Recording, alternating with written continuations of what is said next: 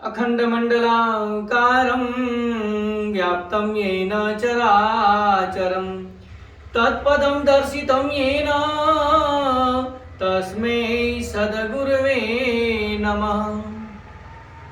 भाग्यशालियों, पालीताना महातीर्थ के अंदर नवल संदेश भवन में भैंसवाड़ा राजस्थान निवासी श्रीमती सुमतीबाई भीकमचंद जी तलेसरा परिवार द्वारा आयोजित यह चातुर्मास अष्ट प्रभावक जैनाचार्य श्रीमद विजय नरेंद्र सुरीश्वर जी महाराज साहब आदि के निश्रा में ज्ञान ध्यानमय आराधनामय सानंद प्रवर्तमान है। उसी चातुर्मास के अंतर्गत आज पर्युषण पर्व का यह दूसरा दिन। भाग्यशालियों, गुरुदेव श्रीमद विजय नरेंद्र सुरीश्वर जी महाराज साहब अपने जीवन काल के 52 वर्ष के दीक्षा पर्याय के अंतर्गत प्रतिवर्ष चातुर्मास के अंतर्गत पर्युषण महापर्व की आराधना के दौरान प्रवचन प्रदान करते हैं। उसी प्रवचन के अंश को आपके सामने मैं प्रस्तुत करता हूं।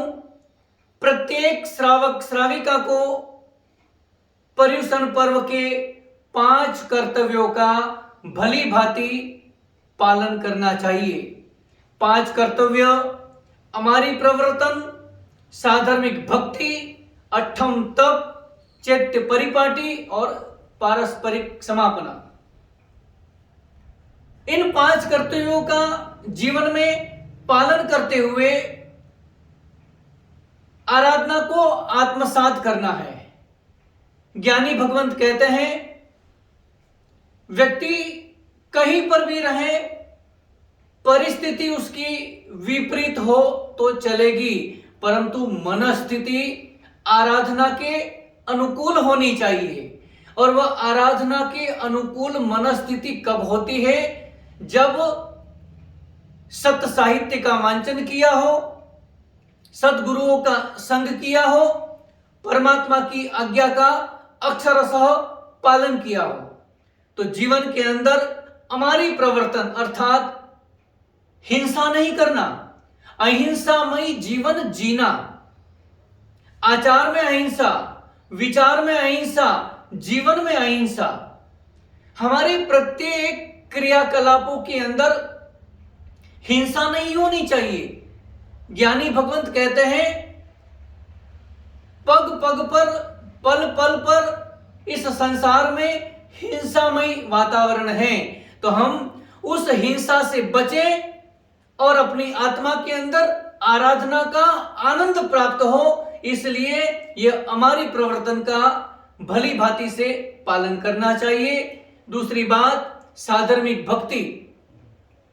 इस अवसर्पणी काल के प्रथम तीर्थंकर और उनके प्रथम पुत्र, प्रथम चक्रवर्ती भरत महाराजा ने साधर्मिक भक्ति प्रारंभ की। ऐसी उत्कृष्ट भक्ति जीवन के अंदर जब प्राप्त होगी, तब जाकर के आत्मा की शक्ति प्राप्त होगी।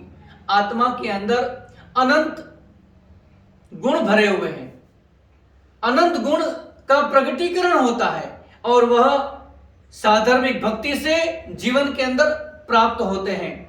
व्यक्ति दूसरों को खिला करके प्रसन्न होता है। भूख लगे तब खाना, उसे कहते हैं प्रकृति।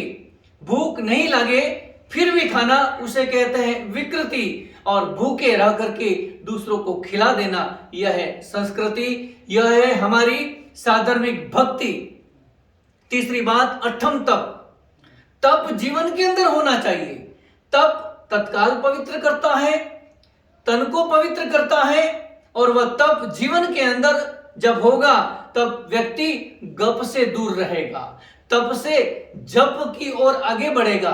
तो ऐसा कम से कम पर्युषण पर्व के दौरान अठम तप करना चाहिए। नाग केतु का उदाहरण 28 व्याख्यान के अंदर आता है।